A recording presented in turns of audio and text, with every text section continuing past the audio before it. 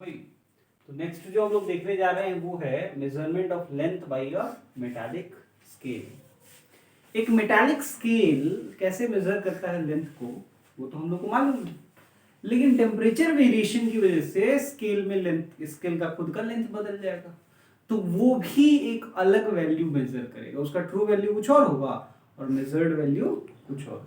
उसको समझने की कोशिश करेंगे। अभी हम लोग एक ऐसा केस देख रहे हैं जिसमें बॉडी फिक्स लेंथ का है, ठीक है, केवल स्केल एक्सपैंड कर रहा है, ठीक है। मतलब आप समझिए कि ये स्केल है, वो अलग अलग टेम्परेचर पे अलग अलग लेंथ का हो जाता है। तो हम लोग उससे जो मतलब मान लीजिए कि ऐसे टेम्परेचर पे वो ट्रू वैल्यू दिखाता है, जैसे इस क्वेश्चन को ही देखें तो वो करेक्ट कब दिखा रहा है 20 डिग्री सेल्सियस पे, लेकिन अगर उसको 35 डिग्री सेल्सियस पे मेजर करेंगे तो वो गलत दिखाएगा ना, कुछ ज्यादा या कम दिखाएगा। देखते हैं कम दिखाएगा क्या, देख समझिए 20 डिग्री सेल्सियस पे एकदम सही सही है, दो पॉइंट के बीच का डिस्टेंस है ना, और वो हमने जब यहां से मेजर किया तो भाई एकदम सही आया, है ना। अब क्या हुआ, ये स्केल एक्सपैंड कर गया, तो स्केल एक्सपैंड कर गया, लेकिन ये ऑब्जेक्ट तो वही है, ऑब्जेक्ट का लेंथ वही है। तो अब जो स्केल पहले जिन दोनों के बीच में, ये थोड़ा सा हम अलग तरीके से दिखाना चाहते हैं, देखिएगा ध्यान से, ये दो पॉइंट्स हैं एकदम फिक्स्ड हैं, तो समझिएगा इसको। मान लीजिए 20 डिग्री सेल्सियस पे वो यहां तक एकदम सही सही रीडिंग दे दिए। अब हमने टेम्परेचर बढ़ा दिया, स्केल लंबा हो गया, देखिए स्केल लंबा दिख रहा है आपको, है ना, स्केल लंबा हो गया। तो पहले जो रीडिंग ये पॉइंट पे आ रहा था वो रीडिंग तो अब वो पॉइंट तो इधर आ गया ना, भाग गया। अब कहीं यहां पर उसका रीडिंग दिख रहा हो, समझ रहे हैं।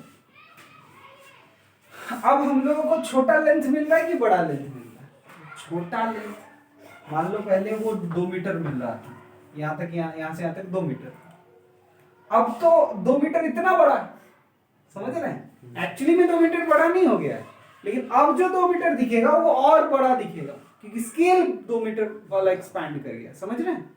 तो अब छोटा रीडिंग हमको दिखेगा, अब जो उस चीज का, उस जिसका हम लेंथ मेजर कर रहे हैं वो हमको उससे छोटा दिखेगा। ये बात तो क्लियर है।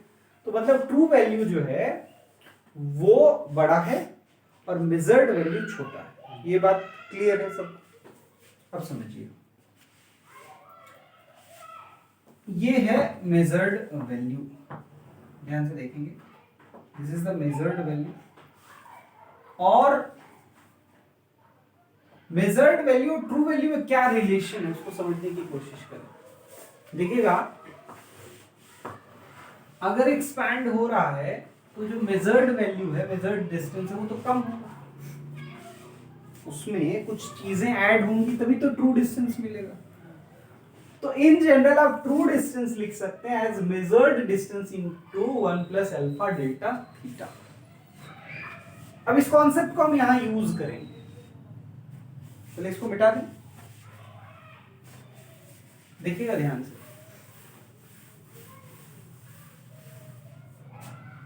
यहां पे 30 मीटर का स्टील टेप है, वो करेक्ट दिखाता है 20 degree Celsius distance between two points as measured by this tape at 35 degree Celsius, मतलब गलत मेजर कर रहा है, इज 26 मीटर, 26 मीटर दिखा रहा है। What is the true distance between the two points. अच्छा, इसमें आपको अल्फा दिया हुआ होना जरूरी है, तो अल्फा दिया हुआ होगा, अल्फा दिया हुआ है 1.2 इंटू 10 टू द पावर -5 पर डिग्री सेंटीग्रेड, ठीक है, ये दिया हुआ है। तो सबसे पहले हम क्या करते हैं समझिएगा, 30 मीटर का है, 20 डिग्री सेल्सियस से 35 डिग्री सेल्सियस पे डेल्टा थीटा कितना है वो मालूम है, या डेल्टा टी कितना है मालूम है। तो 35 डिग्री माइनस 20 डिग्री, ये चेंज इन टेम्परेचर है। अल्फा मालूम है 1.2 इंटू 10 टू पावर -5, और ओरिजिनल लेंथ है 30, तो डेल्टा एल निकाल सकते हैं क्या, एल अल्फा डेल्टा टी, तो 30 इंटू 1.2 इंटू 50 इंटू 10⁻⁵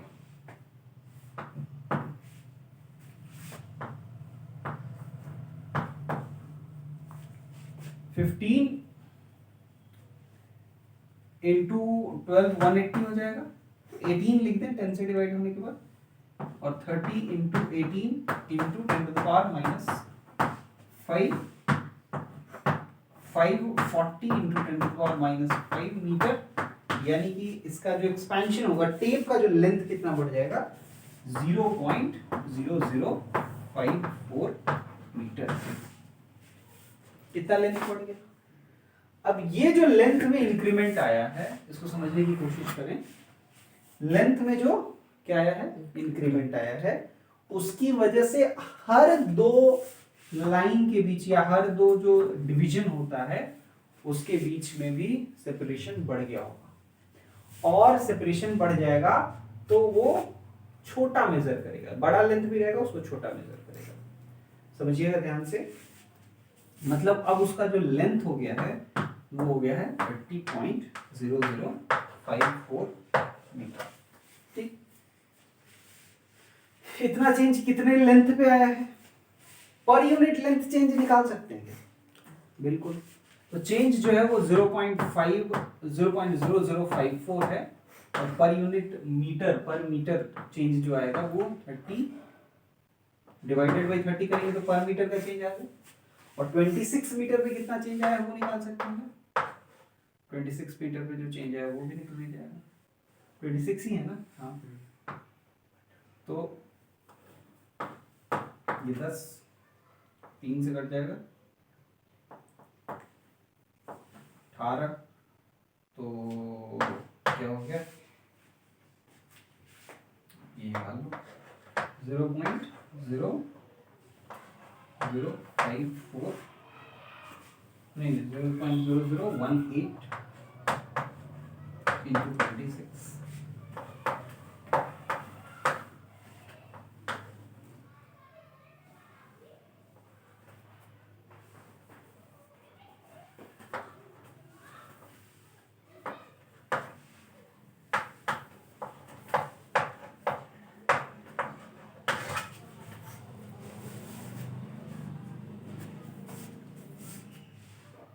ये 0.0468 क्या है। अब देखिएगा, ये हम लोग का लेंथ मेजर हो गया। अब इसमें एक चीज और देखिए कि ओरिजिनल लेंथ क्या रहा होगा, इतना बड़ा या इतना छोटा, इतना बड़ा। तो ओरिजिनल लेंथ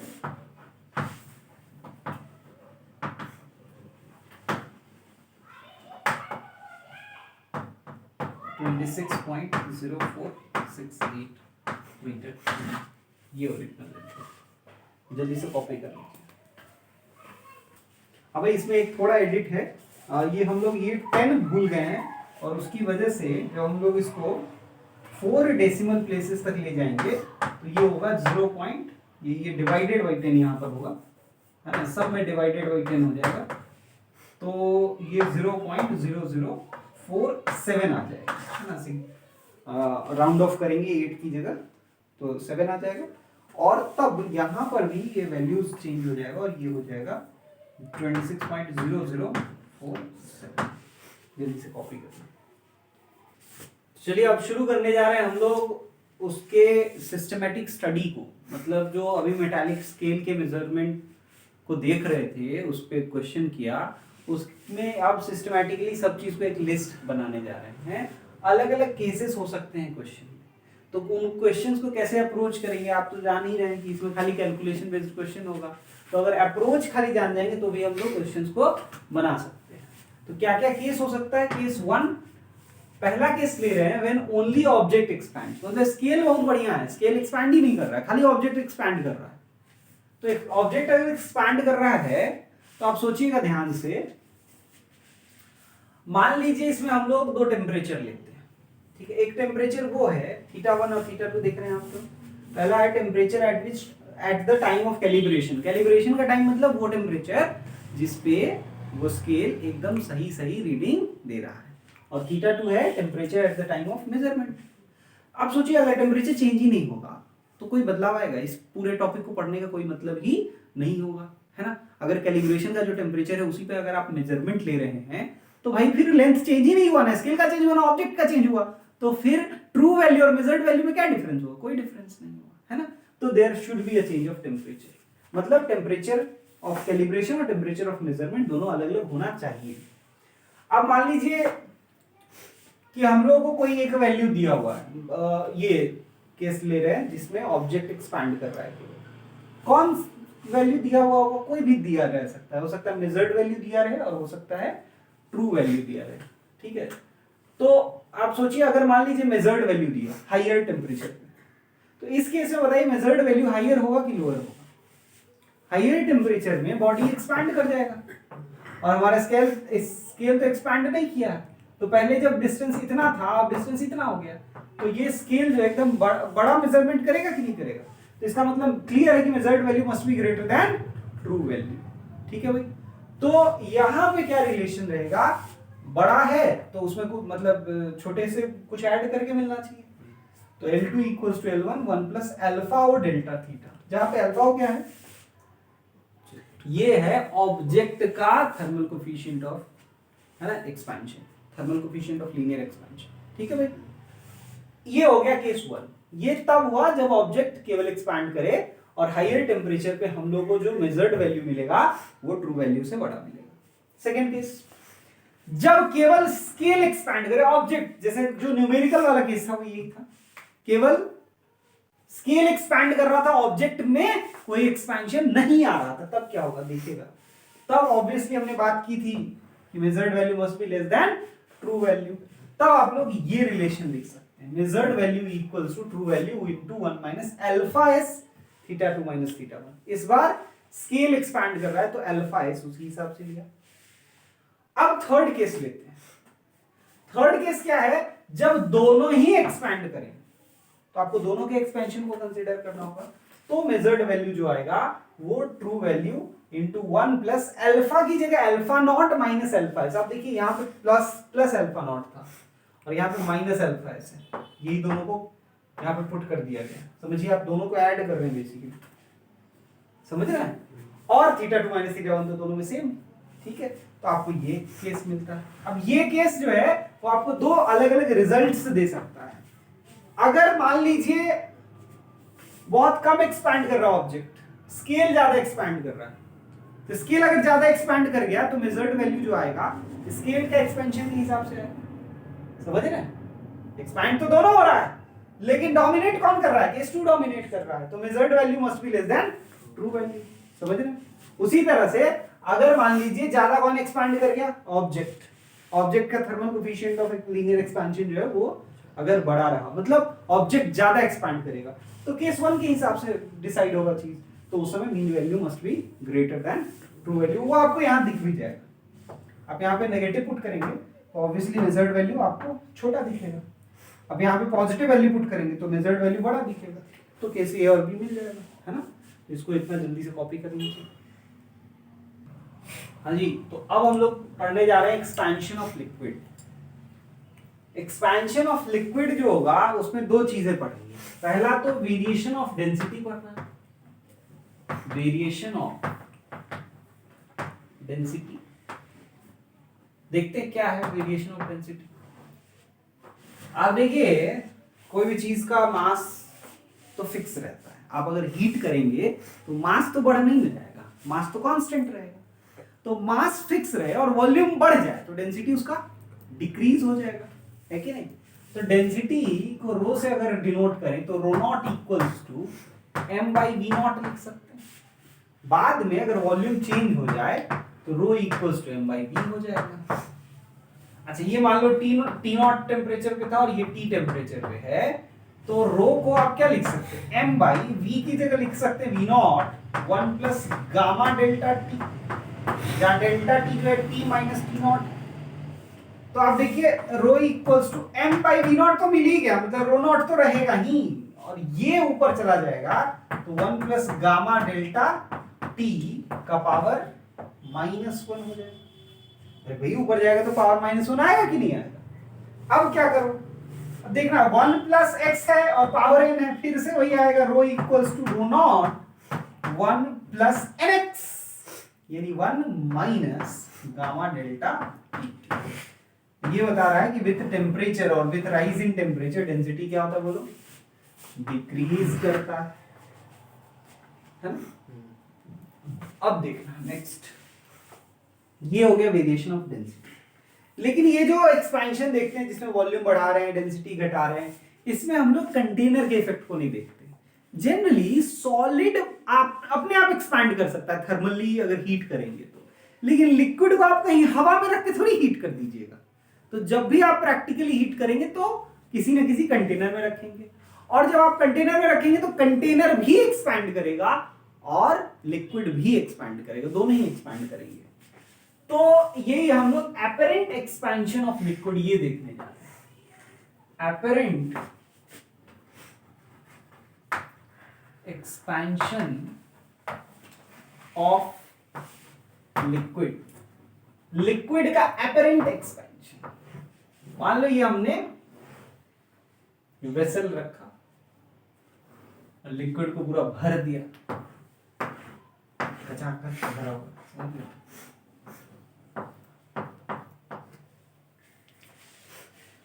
तो दोनों का वॉल्यूम V है अभी, है ना? लेकिन दोनों का गामा अलग अलग होगा। एक का गामा S मान लेते हैं जो सॉलिड है जिससे वेसल बना हुआ है, और लिक्विड के लिए गामा L मान लेते हैं। तो दोनों में एक्सपेंशन होगा, डेल्टा V ऑफ वेसल या डेल्टा V ऑफ सॉलिड क्या हो जाएगा, V into gamma S delta T, और डेल्टा V ऑफ लिक्विड वो क्या हो जाएगा, V into gamma L delta T। तो डेल्टा V एपरेंट क्या लिखेंगे, डेल्टा V एपरेंट लिखेंगे delta VS minus delta VL, ठीक है? एपरेंट यही होगा। तो आप चाहें तो इसको ऐसा लिख सकते, देखिए V कॉमन आ गया दोनों में से, gamma S minus gamma L into delta T, है ना? अब ये जो है आप सोचिए, अगर ये बड़ा पॉजिटिव रहा gamma S minus gamma L, अगर ये पॉजिटिव है मतलब डेल्टा V एपरेंट पॉजिटिव है। इसका क्या मतलब, इस एक्सप्रेशन के हिसाब से ये मतलब है उसका कि भाई डेल्टा VS पॉजिटिव है और डेल्टा VS पॉजिटिव मतलब बड़ा है, सॉरी अगर ये पॉजिटिव है इसका मतलब ये बड़ा है ना भाई, मतलब गामा S बड़ा है ना, तभी तो ये पॉजिटिव है, और गामा S बड़ा है मतलब डेल्टा VS बड़ा है, और डेल्टा VS बड़ा है मतलब ये जो डिफरेंस है वो पॉजिटिव है। और अगर ये डिफरेंस पॉजिटिव आएगा मतलब ये ज्यादा एक्सपैंड कर रहा है, मतलब वेसल आपका ज्यादा एक्सपैंड हुआ, लिक्विड कम एक्सपैंड हुआ, तो level of the liquid will decrease. समझ रहे? उसी तरह से अगर